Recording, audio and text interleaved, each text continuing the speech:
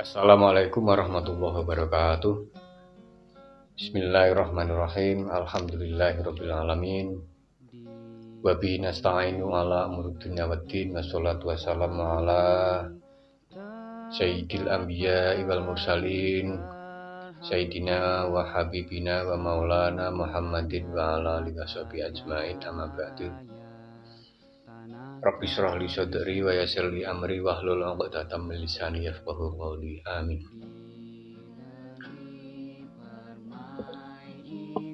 Puji syukur kehadirat Allah SWT, saya bisa menayangkan lagi edisi yang selanjutnya. Terima kasih kepada teman-teman semuanya, kepada bapak-bapak, ibu-ibu, sedulur semuanya yang sampai saat ini masih setia mengikuti channel kami di ngaji Ansos Kang Dul, yang kali ini tentu akan masih ada kesambungan atau kesinambungan dari tayangan kami sebelumnya. Sekali lagi terima kasih kepada para sedulur semuanya yang mensupport channel ini. Mudah-mudahan ada manfaatnya bagi saya, terutama bagi kami, akan terus bersemangat untuk berkreativitas berkarya sehingga channel ini tidak mandek dan pasti lama-lama ada kemanfaatan dan kemaslahatannya. Saudara semuanya, sedulur semuanya yang saya cintai, saya masih bicara di sekitaran teater getar ya, yang 2 atau 3 tayangan berikut sebelumnya sudah kami tayangkan. Saya memperkenalkan diri. Kalau di tayangan sebelumnya ada sejarah yang kami tayangkan bahwa teater getar itu lahir tahun 88 ya, 1988. Saya termasuk pegiat yang ada di penghujung dekade 90-an. Saya aktif mulai masuk di teater getar itu di tahun 89 ya, 90-an lah. Sehingga bisa disebut saya bukan generasi pertama, karena generasi pertama tentu teman-teman yang sudah aktif duluan di semenjak berdiri sampai dengan tahun 89-90 itu tadi. Namun izinkan saya bercerita sedikit tentang pengalaman saya, karena ini juga bagian dari proses sejarah panjang teater getar ya, yang saya ikuti bersama teman-teman di sekitaran tahun itu. Oleh karenanya kiranya penting dan perlu untuk adik-adik getar yang generasi now gitu ya, karena itu bagian dari sejarah, maka juga harus diulik terus, harus diingat terus supaya sejarah tidak pernah hilang di dalam proses-proses perkembangan atau proses-proses eksistensialis baik diri maupun kolektif. Oke, itu pengantar saya, saudara-saudara semuanya, sehingga taruhlah saya menjadi pegiat seni atau pegiat teater getar di tahun sekitaran itu. Banyak cerita yang perlu saya sampaikan, perlu saya sharingkan ke terutama yang mirsani channel ini, terutama di teman-teman getar ya, baik dari angkatan sebelum saya maupun jauh sudah saya angkatan 23 berarti ya, tahun 2023. Oke saudara, ada diskusi yang sampai saat ini saya kira tidak selesai atau belum selesai dan masih terus akan berkembang. Itu ada di sekitaran, terserah Anda mau nyebut mazhab atau misi atau paradigma atau apalah kira-kira itu. eh, di sekitaran seni yang kata orang atau apa yel-yelnya itu ada populer ya di depan kita, di tengah-tengah kita semuanya, antara seni untuk seni dan seni untuk pembebasan atau seni untuk apalah, untuk keadilan untuk rakyat dan seterusnya itu. Jadi maksud saya dua dua mazhab ini, saya lebih suka pakai mazhab ya. Dua mazhab ini juga muncul di proses perjalanan teater Getar, yakni seni untuk seni dan seni untuk pembebasan. Apa itu definisi dan prakteknya? Ya, tentu bisa disimak dari paling tidak yang saya amati, dan mungkin masih banyak lagi teman-teman yang mengalami lebih detail daripada saya. Jadi begini, saudara-saudara semuanya, dua itu taruhlah kalau saya mundur sedikit gitu ya, paradigma seni untuk seni dan seni untuk pembebasan itu, saya mundur sedikit di sekitaran tahun perjuangan, tahun sekitar 45 gitu ya, karena apapun ya, sikap budaya, sikap kekritisan atau sikap daya pikir kita itu sebetulnya muncul dari merespon kondisi saat itu. Oleh karena itu saudara, di sekitaran tahun 45 tentu bisa disebut pasti dan semuanya elemen-elemen bangsa saat itu terfokus pada perjuangan untuk kemerdekaan. Lama-lama sampai 45, 50 sampai 60 dan seterusnya itu variasi yang memang bisa disebut sebagai sebuah dinamika yang tidak bisa dihindari. Saya sebut begitu karena ambillah contoh misalnya di tahun 50 ya, tepatnya 17 Agustus 1950 muncul sebuah lembaga kesenian yang menamakan dirinya Lekra, disingkat Lekra, akronimnya Lekra gitu. Lembaga Kesenian Rakyat yang secara literasi historis kita bisa kategorikan bahwa Lekra ini adalah sayap seni budayanya dari PKI, dari Partai Komunis Indonesia. Dari situ nanti akan muncul baik yang pro maupun yang kontra bahwa mazhab seni untuk seni dan seni untuk pembebasan itu sebetulnya bisa dirunut dari situ. Lekra yang lahir tahun 50 itu tadi mempunyai tesis begitu kira-kira ya, sekitar itulah. Melihat karena revolusi nyaris gagal, oleh karenanya para seniman, para budayawan harus ikut turun turun mengatasinya, ikut campur, ikut berpartisipasi kira-kira. Oleh karenanya para pegiat Lekra, saya sebut pegiat aja karena lebih suka itu. Para pegiat Lekra memakai mazhab ya seni untuk perjuangan rakyat, karena mereka melihat revolusi belum selesai dan rakyat harus memperjuangkan sampai revolusi itu berhasil atau sesuai dengan cita-cita yang diharapkan sebelumnya. Nah, atas visi atau misi yang dikembangkan oleh Lekra, yakni seni untuk rakyat gitu, makanya semua bentuk kegiatan seni budaya itu juga mengarah ke bagaimana rakyat ini mulai muncul kesadarannya untuk ikut juga berpartisipasi mengisi revolusi yang belum selesai. Itu artinya tugas utamanya adalah untuk menyadarkan publik lah, kira-kira begitu ya, untuk menyadarkan masyarakat luas bahwa revolusi belum selesai, rakyat harus ambil bagian untuk meneruskan perjuangan revolusi sampai tuntas. Kira-kira begitu. Efek kecil yang yang harus dibaca juga karena kemudian itu tidak bisa berdiri sendiri.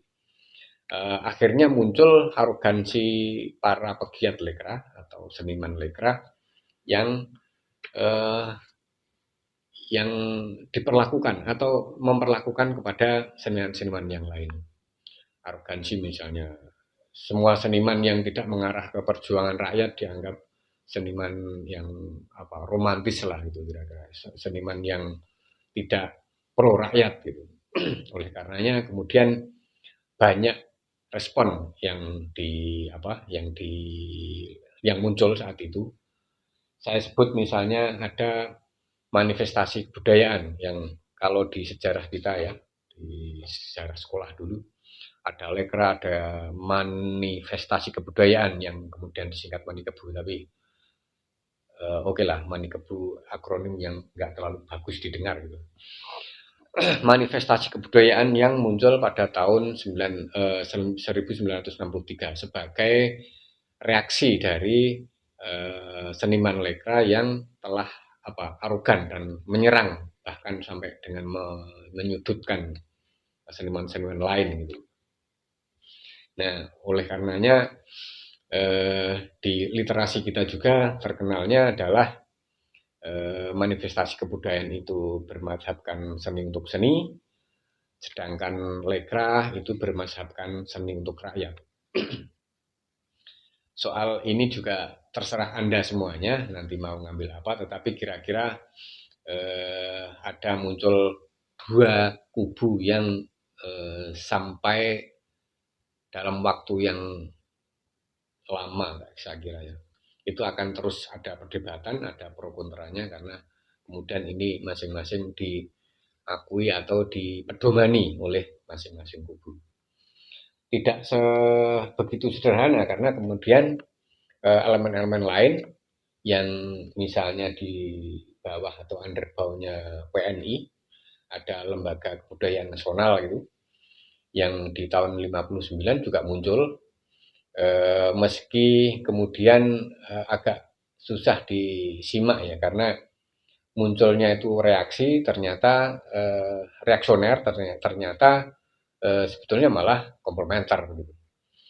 Karena misalnya ketuanya Sitor Situmorang misalnya yang pada awalnya itu akan mengimbangi langkah-langkah lekra pada praktek kemudian justru memperjelas mempertegas kegiatan-kegiatan lekra pada pengembangan seni budaya pada konteks perjuangan revolusi saat itu. Saya sebut secara sekilas saja. Itu berarti ada satu kubu ada lekra dan LKN, ada kubu yang lain ada manifestasi kebudayaan dan ada Les Bumi ya, yang dari Nahdien, dari organisasi NU yang lahir pada tahun 62. Sehingga dua ini harus dicatat oleh teman-teman semuanya sebagai satu hal yang versus atau berhadap-hadapan yang masing-masing punya alasannya sendiri. Meski menurut saya tidak harus selalu sama, misalnya kredo seni untuk rakyat, saya pikir juga bisa saja dikembangkan seni untuk pembebasan, gitu, seni untuk liberation, seni untuk keadilan, justice dan seterusnya. Oleh karenanya supaya tidak terlalu sempit disimplifikasi begitu kira-kira ya. Ada dua mazhab ini yang sampai dengan saya atau kami aktif di tahun 90-an itu masih ada saja kemudian perdebatan-perdebatan itu dan seakan juga tidak padam ya karena terus memanas dan bahkan kalau mau dirunut beberapa anak muda yang berideologikan kiri itu juga masih mengejala di tahun-tahun 2090-an akhir dari kepemimpinannya Presiden Soeharto. Tidak masalah semuanya, tetapi saya akan sampaikan bahwa teater getar saat itu seakan-akan dihadapkan pada pilihan seni untuk seni atau seni untuk pembebasan, seni untuk keadilan, kira-kira gitu. Karena ini penting, Dan nyatanya ini juga muncul di kita. Saya sampaikan karena sebetulnya karakter dari misalnya lekra atau yang seni untuk pembebasan, seni untuk perjuangan rakyat dan seterusnya itu dikuatkan dengan narasi atau penggambaran dari apa yang disebut sebagai realisme sosial, realisme sosialis. Jadi yang digambarkan adalah bagaimana kenyataan-kenyataan sosial yang dihadapi saat itu, sehingga ini harus dirubah dan harus diganti dengan hal-hal yang lebih ideal, kira-kira begitu. Untuk mengimbangi aliran seni untuk seni yang berkembang di Eropa, terutama di Eropa Timur begitu ya, sampai dengan perbatasan apa menjadi batas-batas di Rusia, negara Rusia. Nah, atas perbedaan itu, realisme sosialis dengan humanisme universal itu kemudian terus menguat.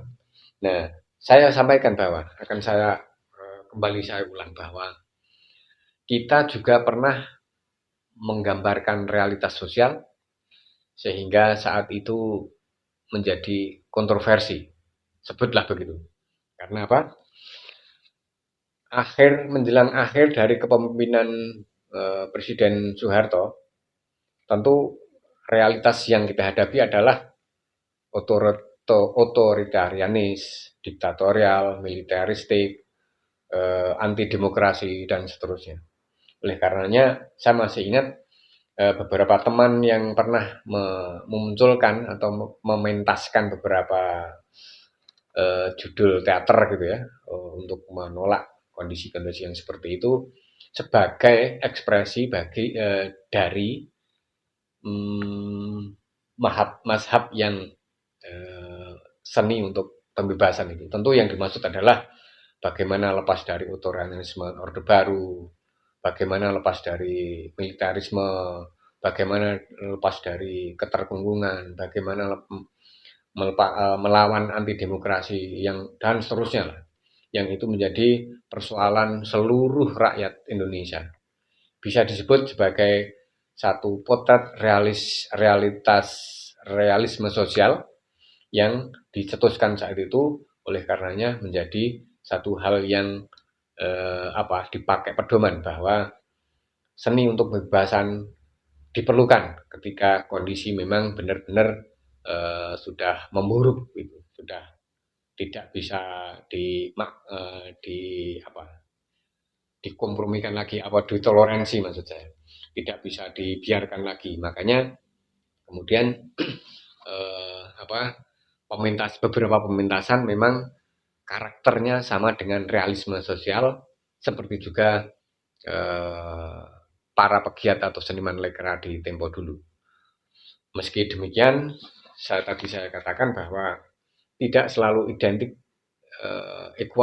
sama gitu ya, ekuivalen, tetapi semangatnya adalah ada kesamaan, bahwa teater getar memunculkan gerakan-gerakan rakyat, gerakan-gerakan masyarakat publik untuk melawan tirani yang dilakukan oleh Pak Harto. Dan nyatanya sampai dengan awal-awal 90-an dan 98 kan ada terjadi tragedi reformasi yang diharapkan oleh semuanya orang. Ini maksud saya ada proses panjang ketika jatuhnya Orde Baru itu, dimulai dari proses-proses mulai tahun 80-an, bahkan 70-an sampai dengan tahun 90-an. Tentu hampir semua yang menyuarakan suara-suara realitas-realitas sosial yang membelenggu atau terbelenggu tadi menjadi isu-isu bersama yang kemudian dimunculkan. Itu yang saya alami, oleh karenanya sekali lagi bagi teman-teman yang sudah ada pada waktu-waktu yang akhir ini ya, ini juga menjadi sejarah bagi kita semuanya bahwa teater getar juga mempraktekkan dalam beberapa kurun waktu tahun bagaimana realisme sosial itu dipahami dan dipraktekkan, dipentaskan tentu dengan karakter yang tidak sama persis dengan yang orang atau pegiat leka pakai gitu. Tetap saja bukan seni untuk seni, tetapi seni untuk pembebasan gitu ya, dari gungkungan militarisme dan tiraninya Orde Baru saat itu. Ini menjadi penting dan nyatanya atas perjuangan rakyat yang selama hampir sekitar 3 dekade itu juga membuahkan hasil. Itu kira-kira saudara semuanya, sedulur semuanya perlu sampaikan ada yang harus kita ingat lagi bahwa kita pernah melakoni mazhab-mazhab yang agak sensitif, agak-agak mengandung kontroversial gitu kan. Tetapi itu malah lebih bagus karena kemudian kekritisan, daya kritis, orisinalitas dan perjuangan untuk pembebasan secara bersama atas kungkungan tirani bisa kita lampaui, kira-kira begitu. Untuk itu saudara, terima kasih. Ini hanya sekedar satu mosaik gitu kira-kira ya, satu segmen yang untuk generasi getar belakangan memang harus tahu supaya ini juga menjadi bagian dari proses perjalanan getar. Kurang lebihnya mohon maaf, bisa disambung pada kesempatan yang lain. Paling tidak kali ini saya menyampaikan hal-hal yang menurut saya agak urgen gitu ya, agak penting, monumental karena ini menjadi paradigma yang penting didiskusikan oleh perjalanan seni budaya di kapanpun dan dimanapun, saya kira begitu. Akhir kalam, wabillahi taufiq wal hidayah, waridho wal inayah. Wassalamualaikum warahmatullahi wabarakatuh. Terima kasih.